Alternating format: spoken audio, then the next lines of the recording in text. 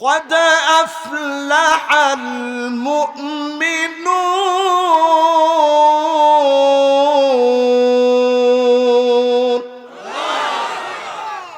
Already মোমেনরা সফল হয়ে গিয়েছে। জোরে কোন আল্লাহু আকবার। মোমেনরা কি হয়ে গেছে? সফল হয়ে গেছে। আপনি বলবেন হুজুর আমি তো প্রতিদিন জুলুম নির্যাতনের শিকার, কত কষ্টের ভিতরে দিনাতিপাত করছে, আজকে আমার কলিজা মরে গেছে, দিল কানা হয়ে গেছে, আমি অন্ধ হয়ে গেছি। এই জন্য মুসলমানদের জুলুম নির্যাতনে আমার হৃদয়ের ভিতরে কোনো মায়া লাগে না। ৭৬টা বছরে যদি আপনি দিন হিসাব করেন, এমন কোন দিন যায় নাই যেই দিনে গড়ে ২ থেকে ৩ জন করে মুসলমানকে তারা মারে নাই। প্রত্যেকটা দিন ২ জন ৩ জন করে মুসলমান শহীদ হয়েছে, প্রাণ দিয়েছে। এই পর্যন্ত যতজন শহীদ হয়েছে, একজনের রক্ত বৃথা যাবে না। এই রক্তের উপর একদিন মুসলমানরা দাঁড়াবে, কালেমার পতাকা পতপত পতপত করে উড়াবে। ঠিক কিনা বলে? বিশ্বাস হয় মুসলমান? শুরুতে আজকে যে আয়াতে কারিমা আমি তেলাওয়াত করেছি, 10টা আয়াত এখানে আমি তেলাওয়াত করছি। শুধু যদি অনুবাদ বলে একটু বুঝাই দিতে পারি কেমন সব। আল্লাহর হাবিব বলেন সব শোনো। লা আনতা গুদুয়া ওয়া তাআল্লামা আয়াতাম মিন কিতাবিল্লাহ খায়রুন লাকা মিন আন তুসাল্লিয়া মিআতা রাকাআহ। 100 রাকাত নামাজ পড়লে যেমন সওয়াব হবে, এর চাইতে বেশি সওয়াব এক এক আয়াতের তাফসিরে বান্দার আমলনামায় মালিক দিয়ে দিবে। আল্লাহ পাক প্রথম আয়াতের ভিতরে বললেন মুমিনরা সফল হয়ে গেছে। আফলাহা শব্দ ব্যবহার করলেন। কি ব্যবহার করলেন? আফলাহা। কোরআনুল কারীমের দিকে নজর দিয়ে দেখেন, قد أفلح المؤمنون।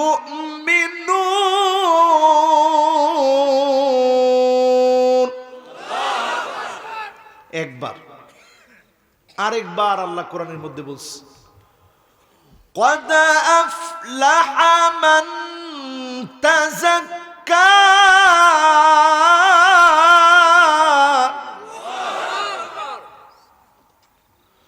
আরেকবার আল্লাহ বলছে قد أفلح من زكاها।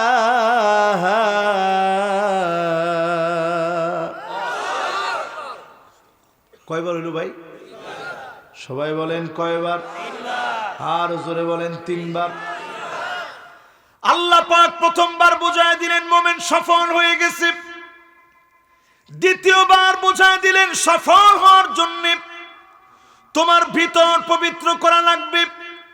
তৃতীয়বার বুঝায় দিলেন গুনাহ থেকে নিজেকে পরিশুদ্ধ করা লাগবে। তার মানে মুমিন হওয়া লাগবে, মুত্তাকি হওয়া লাগবে, ভিতর পরিষ্কার করা লাগবে, গুনাহগুলা ছেড়ে দিতে হবে। আজকের মাহফিলে যদি কথা দিতে পারি, হুজুর অনেক গুনাহ করে ফেলেছি, অন্যায় করে ফেলেছি, আর গুনাহের দিকে যাব না, তওবা করতেছি, জীবনে তাওবা করে যদি আজকে ফিরে, এমন হতে পারে শেষ রাত চলে আসবে, যিনি মাফ করে জান্নাতি বানায় দিবেন তিনি কে? এরপরে শব্দ লক্ষ্য করেন আফলাহা শব্দ আছে জানি কয়টাই সূরায়? হ্যাঁ জোরে কত?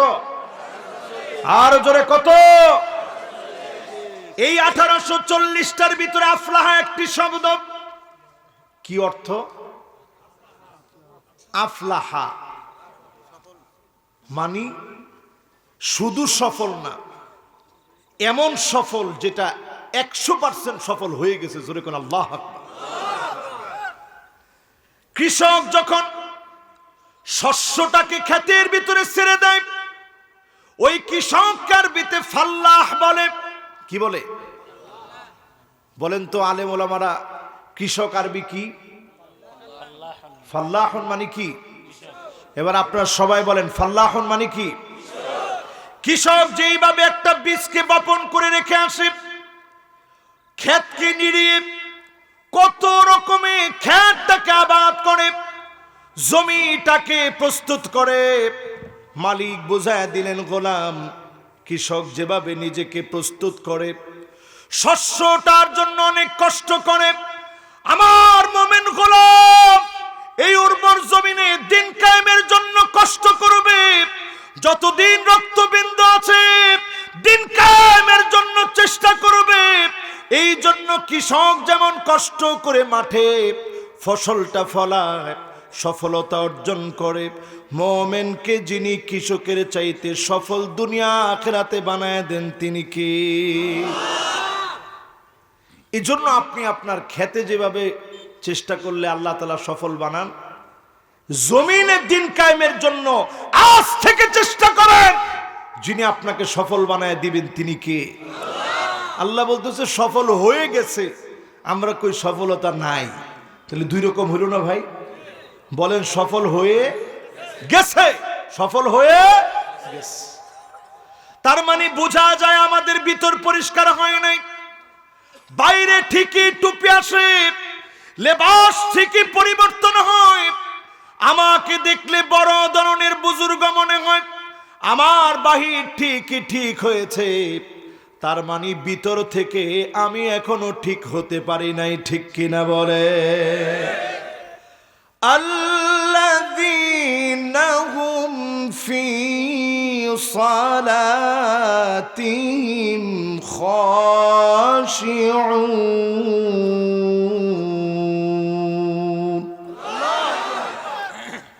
নামাজের ভিতরে যারা বিনয়ী হবে, এখন নামাজের ভিতরে বিনয় আসেনি আমাদের? নামাজের ভিতরে দাঁড়ায়া আবার ইমাম সাহেব একটু দেরি করলেন,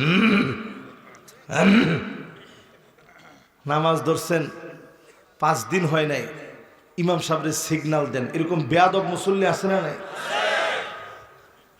আপনি মোটেও বিনয়ী হন নাই। আগে যেরকম গাড়তেরা ছিলেন এখনো গাড়তেরা আছেন। এই মার্কা লোক সফল হইতে পারে নাই। ঠিক কিনা বলেন? এরপরে আমার ভাইরা 3 নম্বর আয়াতে কারিমাতে আসেন, ওয়াল্লাযীনা হুম আনিল লাগwi মু'রিদুন। অনর্থক কথা তারা বলবে না। এখন আমাদের চায়ের দোকানগুলোতে সব কাজের কথা হয় না? ওইখানে তো পার্লামেন্ট বসে, প্রতিদিন সকালে একবার পার্লামেন্ট বসে, আর এরকম আলাপচারিতা সেখানে শুরু হয়, মনে হয় সুবহানাল্লাহ, দেশ তো এরাই চালায়। হায় রে হায় রে হায়, পাইছেন নাকি আপনারা এগুলা? এরপরে কত রকমের আলাপ, কতক্ষণ দেশ, এরপরে বহির্বিশ্ব সব ঘুরে এসে এরপরে ঘরের ভিতরে ঢুকে, আরে জানোস না অমুকের ঘরের ভিতরে শান্তি নাই। অনর্থক কথা আজ থেকে বাদ দিয়ে দিবেন। মুমিন অনর্থক কথা বলবে না, ভালো কিছু বলতে পারলে বলবে, অথবা চুপ থাকবে। মান সামাতা নাজাত, চুপ থাকলে যিনি আপনাকে নাজাত দিবেন তিনি কে? আখিরি জামানায় জিহ্বা চালাইতে বড় সাবধান। সাহাবায়ে কেরাম এই জিহ্বাটা ধইরা এইভাবে টান দিয়া জিহ্বারে ধইরা বলছে সোজা হ। আল্লাহর নবী দেখায় বললেন, এই জিহ্বা আর 2 পায়ের মাঝখানে যা আছে যদি আপনি হেফাজত করতে পারেন, আদমানুলাহুল জান্নাত, তার জন্য জান্নাতে যিনি জামিন হয়ে যাবেন তিনি আমার নবী। জোরে কোন আল্লাহু আকবার। জান্নাতের ভিতরে মুমিনদের কোনো আফসোস থাকবে না, শুধু একটা আফসোস করবে, আয় আল্লাহ কেন অযথা সময়টা কাটিয়েছিলাম, আরেকটা বার যদি সুবহানাল্লাহ বেশি বলতাম, আরেকটা বার যদি আলহামদুলিল্লাহ বেশি বলতাম, আরেকটা বার যদি আল্লাহু আকবার বেশি বলতাম, আরেকটা বার যদি লা ইলাহা ইল্লাল্লাহ বেশি বলতে পারতাম, আজকে তো সফল হয়ে যেতাম। এরপর আল্লাহ রাব্বুল আলামিন বলেন ওয়াল্লাযীনা হুম লিফুরুজিহিম হাফিজুন।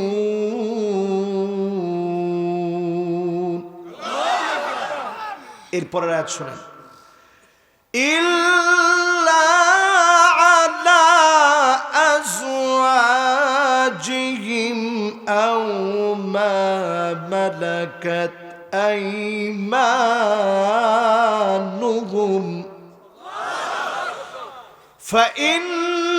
فإنهم غير ملومين। লজ্জাস্থানের হেফাজত, দুঃখজনক সত্য এখন লজ্জাস্থানের হেফাজত বলতে কিচ্ছু নাই। আপনি আপনার স্ত্রী এবং হাত যেই দাস দাসীর মালিক হয়েছে, দাস দাসী প্রথার কথা আসলে অনেক নাস্তিক লাফ দিয়ে উঠে, হ্যাঁ দেখছস এই দাস দাসী প্রথা মুসলমানরা আনে নাই। আপনি খ্রিস্টপূর্ব ইতিহাস পড়ে দেখেন, আজকেই গোগালে গিয়ে সার্চ করে দেখবেন খ্রিস্টপূর্ব ঈসা আলাইহিস সালামের জন্মেরও 500, 600, 700, 800 বছর আগে যাবেন, এর আগে যাবেন বেবিলিয়নের সভ্যতার দিকে যাবেন, মেসোপটেমীয় সভ্যতার দিকে যাবেন, মেসোপটেমীয় সভ্যতার দিকে তাকাবেন, ইজিপশিয়ান সভ্যতার দিকে তাকাবেন, যুগ যুগের ইতিহাস দেখবেন, ওই বাবেল শহরের ইতিহাস পড়ে দেখবেন হাজার হাজার বছরের ইতিহাসে মানুষ বিক্রি হতো। এই প্রথা থেকে ইসলাম মানুষকে বের করে আনছে। জোরে করে আল্লাহু আকবার। এইবার আসেন আমার ভাইয়েরা, লজ্জাস্থানের হেফাজত মানে কি? এখনকার এমন পোশাক বের হয়েছে কাসিয়াতুন আরিয়াত মাইলাতুন মুমিলাত। তাকাইলে মনে হয় কোন পোশাক পরে নাই। মাথার খোপা আগে ছিল পিছনে, এখন খোপা বাঁধে মাথার উপরে, বুড়ো প্লাক একেবারেই নাই। কথা কন। এরপরে দাঁতরে কাইটা চিকন করে সরু করে লম্বা করে, এগুলো আসে না নাই? এরপরে ট্যাটু আঁকে, আসে না নাই? এই সব কাজগুলো আল্লাহর লানতের কারণ। এর মধ্যে সবচেয়ে ভয়াবহ হচ্ছে ওই মেয়ের দিকে মালিক তাকাবেন না, দয়া দেখাবেন না, মায়া দেখাবেন না। স্পষ্ট সহিহ হাদিসের বক্তব্য আসছে, সহিহ হাদিসের ভিতরে আসছে লা ইউকাল্লিমুহুমুল্লাহ, মালিক কথা বলবেন না, ওয়ালা ইয়ানজুরু ইলাইহিম, তাদের দিকে তাকাবেন না, ওয়ালা ইউযাক্কিহিম, তাদের দিকে দয়া দেখাবেন না। কে সেই নারী? আল্লাহর হাবিব বলেন আল মারআল মুতারাজ্জিলা আল মুতাশাব্বিহাতু বিররিজাল, যেই মেয়ে পুরুষের মতো প্যান্ট শার্ট পরবে, এই রকম পোশাক যে পরবে, মেয়ে হয়ে পুরুষ সাজার চেষ্টা করে, এরকম মেয়ে আছে না? না। এরপরে আসুন আমার ভাইয়েরা, পরের আয়াতে কারিমা আপনাদেরকে শোনাই, 7 নং আয়াতে কারিমা। فَمَنِ ابْتَغَى وَرَاءَ ذَلِكَ فَأُولَئِكَ هُمُ الْعَادُونَ।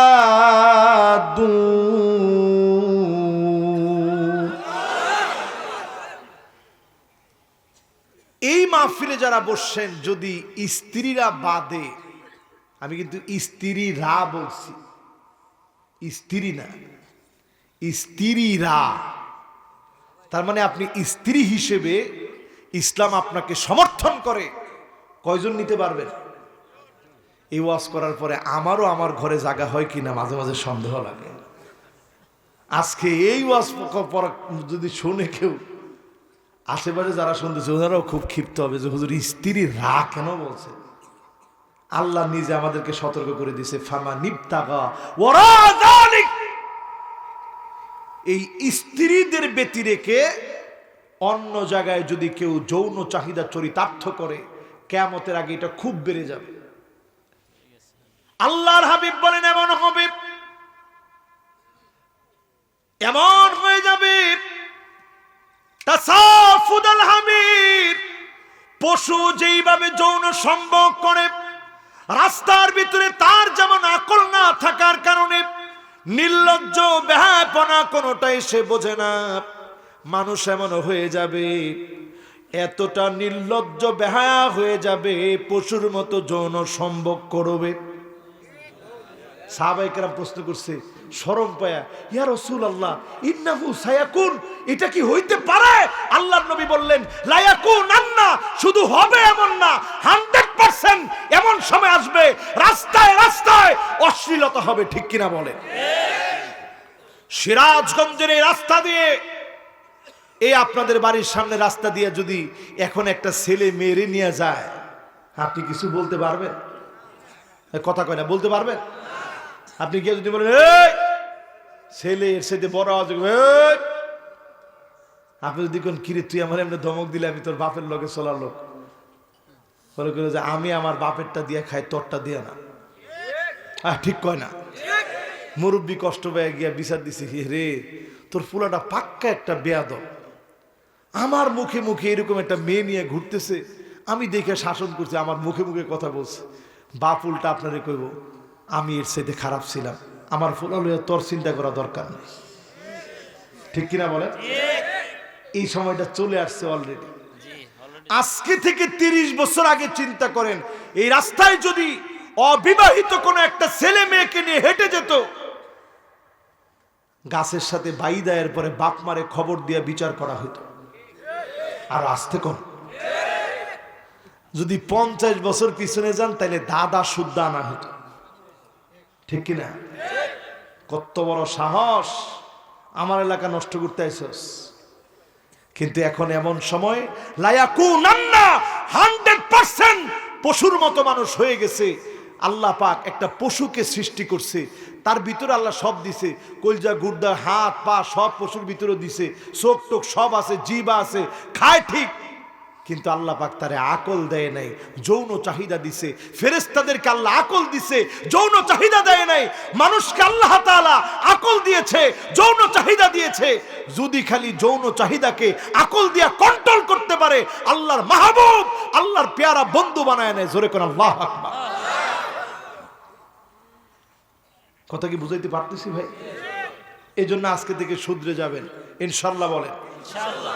এই যে আমি আমার আলোচনায় বললাম, স্ত্রীরা আমাদের বাংলাদেশে দেখছি একজনে বিয়ে করছে কয়টা? প্রথম একটা নিউজ আসলো 4টা, খুব সাক্ষাৎকার নিল, সাংবাদিক সব হুমড়ি খেয়ে পড়ছে, বাবারে আপনি 4টা কেমনে কি? এখন কত রকমের গল্প যে ভাই 4টা বিয়ে করছি, আমি আসলে অন্য কোনো দিকে চাই না যে অন্য কোনো দিকে চোখ যাক। ইসলাম আসলে এটা ইবাহা, বৈধতা বুঝিয়েছে। আমরা এই শরীয়ত না বোঝার কারণে অনেকে অনেক রকম ফতোয়া দিই। একজন সাহাবী রাসূলের কাছে আসছে, গাইলান বিন সালামাহ আস-সাকাফি রাসূলের কাছে আসছে, ইয়া রাসূলুল্লাহ উরিদু আন আসলামা, আমি চাই এই মুহূর্তে কালেমা পড়ে মুসলমান হব। জোরে কোন আল্লাহু আকবার। আমার 10টা স্ত্রী আছে, আমি আর কি করব? রাসূল বললেন ফাখতার মিনহুন্না আরবা, এই মুহূর্তেই তুমি 4 জনকে বেছে নাও, বাকি 6 জনকে বাদ দিয়ে দিতে হবে। ইসলাম যদি তুমি মানো তাহলে 4 জন থাকবে, বাকি 6 জন বাদ দিয়ে দিতে হবে। ইসলাম এখানে আপনাকে একটা বৈধতার সীমানা বুঝিয়েছে। যদি আপনি সর্বোচ্চ বৈধতার সীমানা মেনে হক আদায় করতে পারেন, কয়টা? জোরে কোন কয়টা? আর যদি আপনি হক আদায় করতে না পারেন, কয়টা? 2 জিনিসের সমন্বয় করতে হয়। একটা কৌয়া বাদানিয়া, শারীরিক শক্তি, আর একটা কৌয়া মালিয়া, অর্থনৈতিক শক্তি। এখনকার জমানায় যদি 4টা করেন, আপনি বিলিনিয়ার হইলেও আপনার কার কয়দিনের মধ্যে গোজা হয়ে যাবে। ঠিক কিনা বলেন? এই জন্য আমাদের দেশের এক পাগলা বিয়ে করছে 7টা, আবার গর্ব করে বলতেছে যে দেশবাসী আপনারা মাফ করে দিন, করে ফেলছে আর কি। দেশবাসী মাফ করার কিছু না। এই 4টার পরে যত স্ত্রী আছে, যদি তুমি ইসলাম মানো, মুসলমান হও, 4টার পরে আর স্ত্রী তুমি রাখতে পারবে না। ঠিক কিনা বলে? কারণ এরপরে যে সন্তান হবে সবগুলা যার সন্তান হবে। আল্লাহ আমাদের এই সমাজকে হেফাজত করুক। কুষ্টিয়ার আলেমরা সচেতনতার সঙ্গে তার ব্যাপারে সিদ্ধান্ত নেওয়া লাগবে। এরপরে কোরআন কারীম আল্লাহ তাআলা বলছেন 8 নম্বর আয়াত, এই তো আমরা শেষ আলহামদুলিল্লাহ। والذين هم لأماناتهم وعهدهم راعون। আল্লাহ রাব্বুল আলামিন 8 নম্বরে 2টা বিষয় মালিক আমাদেরকে বলছেন। এর মধ্যে একটা হচ্ছে আমানত, আর একটা হচ্ছে অঙ্গীকার, 2টা ঠিক রাখা। এখন আমাদের নেতারা আমানত আর অঙ্গীকার অনেকেই এখন বুঝে না, ঠিক কিনা বলে? রাস্তার ইট যদি আপনার ঘরের মধ্যে লেগে যায়, রাস্তার বালুগুলো যদি ঘরের ভিতরে লাগায় ফেলেন, বুখারীতে হাদিস আসছে, আপনি আপনার আমানতদারিতার যে দায়িত্ব আপনার উপরে ছিল আপনি নষ্ট করলেন। একটা ব্রিজ করতে যে পরিমাণ টাকা লাগছে, শত শত কোটি টাকা যদি আপনার পকেটে ঢুকে যায়, দেশের বাহিরে যদি বাড়ি হয়ে যায়, আমানতের খেয়ানত করলেন। সহিহ বুখারীর হাদিসের ভিতরে আসছে, ওয়া নুসিবা লাহু লিওয়াউন ইয়াউমাল কিয়ামা, আল্লাহ কিয়ামতের দিন পিঠের উপরে সব উঠায় দিবেন, যেগুলা নিছেন পেটে উঠবে সেদিন কথা কয় না, আল্লাহ সেদিন পিঠে উঠায় দিয়া বলবে এই লোকটা ছিল গাদ্দার, আমানতের খেয়ানতকারী, অঙ্গীকার ভঙ্গ করেছে। এই জন্য যারা আমানতদার এমন লোক কিয়ামতের আগে খুঁজে পাওয়া যাবে না। আজকের এই মাহফিলে খুঁজে দেখেন, 1000 মানুষের ভিতরে 5 জন আমানতদার খুঁজে পাওয়া যায় না, ঠিক কিনা বলে? এরপরে কোরআন কারীমের একেবারে শেষ 2টা আয়াত আসছি। যারা দাঁড়ায় আছেন মেহেরবানি করে বসবেন। এরপরেই আমরা আল্লাহর দিকে 2টা হাত উঠাই দিব, ফিলিস্তিনের জন্য দোয়া করব। যারা রক্ত দিয়ে এই জমিন আল্লাহর দ্বীন কায়েম করতে চায়, আমরা আর কিছু দিতে না পারি, দোয়াটা তো দিয়ে যেতে পারবো না ইনশাআল্লাহ। শেষ 9 নম্বর আয়াতে কারীমাতে আল্লাহ রাব্বুল আলামিন বলছেন, ওয়াল্লাযীনা হুম আলা সালাওয়াতিহিম ইউহাফিযুন। নামাজের হেফাজত করবে। যেই লোকটা মদ খায়, এরকম একটা মদখোর যদি আপনাদের সলঙ্গাতে মারা যায়, মাইকিং করা লাগে না, একজন একজনকে জানোস ওই মদখোরটা মরছে, হ্যাঁ জানোস মদখোরটা মরছে, আরে কি লোকটা ছিল এত খারাপ, মদ খাইতে খাইতে মরছে। জেনাকারী যদি মারা যায়, মানুষ বলে লোকটা খুব জেনাকার ছিল, দুশ্চরিত্র লম্পট ছিল। নেশাখোর হলে নেশাখোর বলে, জেনাকার হলে জেনাকার বলে। এমনকি যদি সুদখোর ঘুষখোর মারা যায়, মানুষ বলে সুদখোরটা মারা গেছে। জালেম যদি মারা যায়, মানুষ বলে জালেমটা মারা গেছে। বড়ই আফসোস, এগুলা যতগুলা বললাম সবচেয়ে মারাত্মক হচ্ছে বেনামাজি। কয় নাই তো? আরো জোরে বলেন। বেনামাজি জেনাকারের চাইতে খারাপ, মদখোরের চাইতে খারাপ। বেনামাজি বললে কেউ বেনামাজি বলে না, অথচ ফেরেশতারা বলে তারিকুস সালাত, নামাজ পরিত্যাগকারী মারা গিয়েছে, নামাজ পরিত্যাগকারী মারা গিয়েছে। কবরের ভিতরে শোয়া দেওয়া হয়, একজন একজন করে সবাই চলে আসে। কবরটা গুটে গুটে অন্ধকার হয়ে যায়, প্রশ্ন শুরু হয়ে যায়, উত্তর দিতে পারে না। ফায়াদরিবুহু দারবাতাম বিল হাদিদ,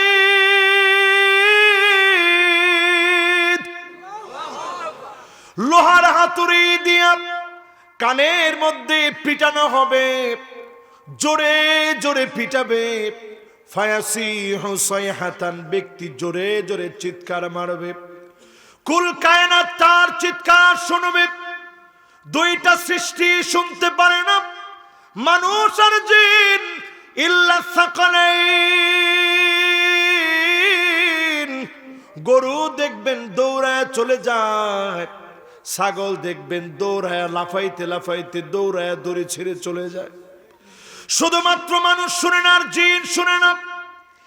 একদিনের কবরের ভিতরের দৃশ্য এক মুহূর্ত যদি আপনাকে দেখাতে যেত, এক মুহূর্ত যদি দেখানো যেত, আল্লাহর নবী বলেন আল্লাহ তাদাফানু, দাফন কাফন সব ভুলে যেতে, মানুষ মরে গেলে ফেলে দিয়া দৌড়ায় চলে যেতা, পালায় চলে যেতা। ওই যে কবরের ভিতরে আযাবের দৃশ্য দেখছো, আল্লাহ দেখায় নাই, না দেখায় আমাদেরকে আল্লাহ বলতেছে গোলাম গুনাহ ছেড়ে দে, নামাজের ব্যাপারে যত্নবান হ। যদি আপনি নামাজ না পড়েন, ওয়াকানা মা ফিরআউনা ওয়া হামানা ওয়া কারুনা ওয়া উবাই বিন খালাফ, ফেরাউনের সঙ্গে আপনি হবেন, হামানের সঙ্গে হবেন, কারুনের সঙ্গে হবেন, উবাই বিন খালাফের সঙ্গে হবেন, দাগি দাগি আসামির সঙ্গে যিনি জাহান্নামী বানায়া দিবেন তিনি আমার আল্লাহ। আর যদি আপনি নামাজি হন, নূরুন ওয়া বুরহানুন ওয়া নাজাত, যদি আপনি শুধু নামাজি হন, আপনি তাকায় দেখবেন ছেলে চলে গেছে, পায়ের আওয়াজটা আপনি জনজন জনজন করে শুনছেন, আত্মীয় স্বজন শুনে গেছে, আত্মীয় স্বজন চলে গেছে, একা ফেলে চলে গেছে, সবার আওয়াজ শুনলেন। আপনি সেদিন শুনবেন কানের ভিতরে আওয়াজ হচ্ছে, আপনি সেদিন অবাক হয়ে তাকাবেন, কে গো নতুন করে কবরের ভিতরে আসছে। হঠাৎ করে লোকটা তাকায় দেখবে নূরুন, একটা আলো জ্বলে গেছে, কবরটা একেবারে নূর দিয়ে ভরে গেছে। কে গো তুমি কবরের ভিতরে? নামাজ দাঁড়ায় বলবে আমি তোমার নামাজ, আমি তোমার ফজর, আমি তোমার জোহর, আমি তোমার আসর, আমি তোমার মাগরিব, আমি তোমার এশা, আমি তোমার তাহাজ্জুদ, আমি তোমার নফল নামাজ আপনার আমার জন্য দাঁড়ায় যাবে, মালিকের সামনে সাক্ষী দিবে। বহুত বুরহানুন ওয়া নাজাব, নামাজের সাক্ষীগুলা একটা একটা করে কবুল হয়ে যাবে। যিনি নাজাতের ফয়সালা করে দিবেন তিনি কে? এরপর আমার ভাইরা, উলাইকা হুমুল ওয়ারিসুন।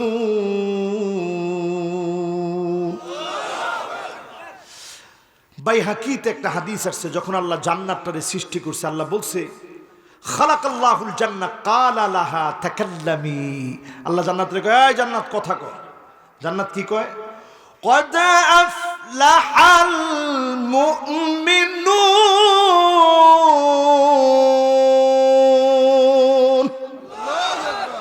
মুমিনরা সফল হয়ে গেছে। জোরে করে আল্লাহু আকবার। এই যে 10টা আয়াত আমি তেলাওয়াত করলাম, তাফসীর করে বুঝাইলাম, এই 10টা আয়াত একদিকে আপনি মানবেন, অন্যদিকে রাসূল নিজে হাদিসের মধ্যে বলছে মান আকামা হুন্না দাখালাল জান্নাহ।